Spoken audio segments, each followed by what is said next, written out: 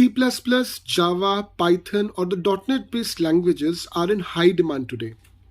All these languages have one thing which is common, and that is their base. The base is object-oriented programming. During the interviews, many questions are asked on object-oriented programming, and a common mistake which people do is they start giving answers to these questions based on a particular programming language, which is a wrong approach. The interviewer is looking for whether you know the concept of object-oriented programming or not. They are not looking for at that particular moment whether you know what is object-oriented programming as per C++, Java, Python, etc. So in today's Knowledge Enables You, let us only focus on what is object-oriented programming, leaving all other programming languages aside. Let us discuss this as a concept. So let us first understand what is object-oriented programming. As the name suggests, object-oriented programming means a programming which is oriented with the concept of object. In order to understand object, we have to first understand the concept of class. Let's take a very simple example. Let's say you are a student who is studying in class 10th of a particular school. If I ask you what is the class in which you are studying, you will say I'm studying in 10th standard, right? Is it so you are the only person who is studying in 10th standard? No. Along with you might be there's another 40 students who are studying in that particular 10th standard. So all 41 of you would be saying that we study in class 10th of so and so school, right? That means whatever you are studying in your class under the syllabus of class 10, the same syllabus another person is also studying. So you represent the class 10th of your school. Similarly, another friend of yours is also representing class 10th of the same school.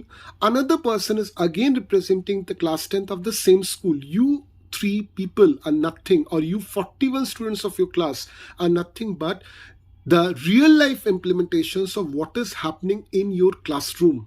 So you are basically objects.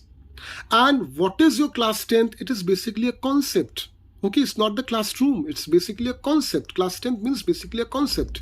So if I say 41 students are in class 10, that means there's 41 students are understanding or learning the same syllabus, maybe sitting in a particular classroom or sitting, say, within 4 walls.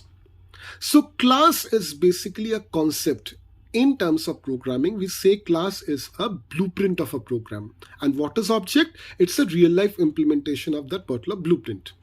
Okay, let us take another example to understand that. Suppose if I want to buy a mobile. Now, when I want to buy a mobile, I'll be thinking about certain features. I'll be thinking about the weight, I'll be thinking about the color, I'll be thinking about the screen resolution. At the same time, I'll also be thinking about certain behavior. For example, the calling mechanism. For example, the mechanism using which I can record maybe video. Okay, now these properties, these behaviors, I'll be looking for every mobile phone option which is available to me. And what are the options which are available to me? Maybe some phones are belonging to Samsung, some phones belonging to Apple, some phones belonging to Vivo, some phone belonging to Redmi. So when all these phones are kept in front of me and I'm supposed to choose one of the phones, I'll see all the phones have the same property names at least and have the same behavior. Maybe one phone is different from another phone based on the price. Maybe one phone is different from another phone based on the mechanism in which we can make a call. So that means the phones are different from each other based on the values of the properties or the content of the mechanism, the way in which it works. Otherwise, all these phones are same. So all these phones, which are options of the phones which are in front of me, they are nothing but objects, real life implementations of the concept which is known as phone. So I hope you have understand what is the difference between class and an object. Now let us understand the 4 pillars of object-oriented programming. The 4 pillars of object-oriented programming are abstraction, encapsulation, inheritance, and polymorphism. First, we come to what is abstraction. Abstraction means showing only the necessary details to the user. What is encapsulation? It means hiding the unnecessary details from the user.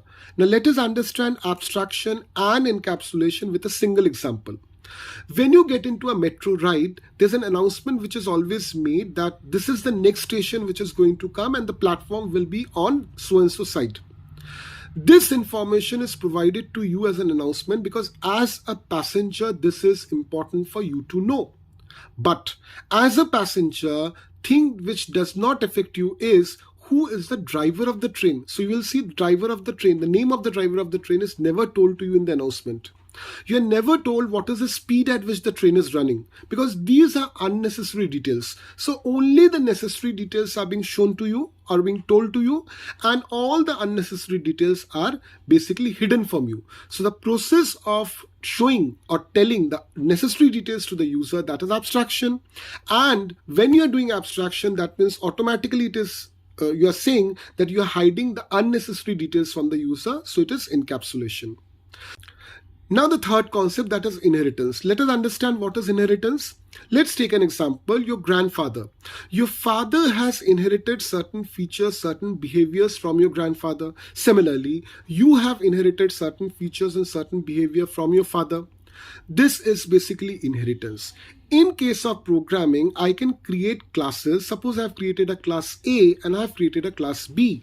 I can inherit class A into class B. So if I inherit class A into class B, what will happen? Depending upon how the program has been written, I can use certain properties, certain methods which is present in class A directly into class B. That is inheritance. And the fourth pillar, that is polymorphism. Polymorphism is a mix of two words. One is poly, which means many, and morphism means forms. Let's take an example. You are a person who is a student in your class. When you come out of your class and reach your home, you are somebody's son or maybe daughter, you are somebody's friend, you are somebody's brother or sister. But when you are acting as somebody's brother or sister, or maybe you are acting as somebody's son or daughter, are you getting changed? You are not getting changed. Only thing is, depending upon what type of relative you are facing, what type of known person you are facing, your behavior towards them gets changed, right? You remain exactly what you are. That is same. Similarly, I can have a code, or I can have some portions in the code which is written in a particular way, which behaves in different way under different conditions. That is polymorphism. So these are the four pillars of object-oriented programming. So in today's video, we have covered up what is object-oriented programming, what is the meaning of class and objects with an example, and we have also seen what are the four pillars of object-oriented programming. I'm sure the next time when you give an interview and you are asked questions based on the concept of object-oriented programming, you will be clear with your answers and not confuse them as being asked questions based on certain programming language. That's all for today. If you found this video as educational, please do like, share and comment it. Please let us know any other topics on which you want to see our videos. And if you have not subscribed to our channel, please subscribe it. We'll be meeting in the next edition of Knowledge Enables You. Till then, bye.